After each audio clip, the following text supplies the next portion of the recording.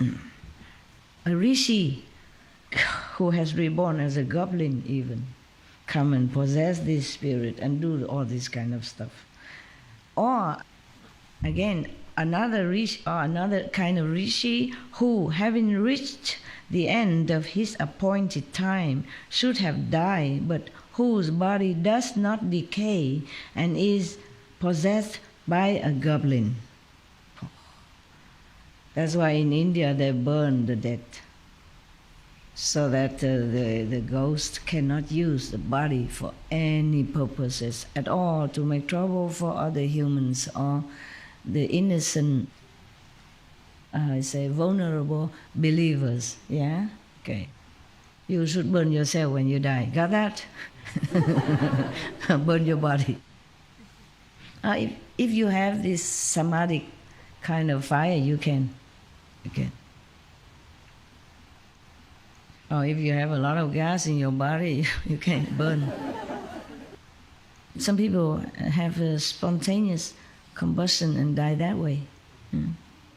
Or maybe they are so bad, then the hell will burn them on the way to hell. All different situation. Some of the Buddha disciples, he used his own samadhi power to burn his own body after the body die or before, because I don't want to see the Buddha living. Yeah. But you cannot do that, huh? You don't have enough power. In this age, we are too contaminated. Only light and sound method can help you. In the Buddha's time, maybe I will read it in another time, when we have more time. But I just briefly tell to you, by the way, yes. In the Buddha's time, maybe some monks has attained a hardship by the realization of touch as it has an illusion, okay? Or the illusion of the fragrance, or the other kind of realization came from the skandhas, from your sensation or your spiritual or your mental. But in this lifetime, only the light and sound method, the inner heaven light and sound method, are the one secure you liberation if you practice hard at it, okay? And listen to the master teaching and adhere to your faith, okay? Do not go astray. If I ever delude you or cheat you in any way, may heaven destroy me. I told you already. Or put me in hell forever, okay? So, hang on to your faith, okay? Practice as light and sound. There's no other method better for you. Maybe if somebody already has attained a high level, then maybe he can practice another method and attain that also. But most of method very slow. We start from here, okay? Right. It's quicker, But that is because of master power. No, it's not easy to lift you up from the lower level all the way there. If don't have this master power to support, okay? And if the heaven light and heaven sound inside you not awaken, then you also not be able to receive it, to catch up, to connect with master power, to be able to go up so quick. Understand that? Okay. So congratulations, you're lucky people.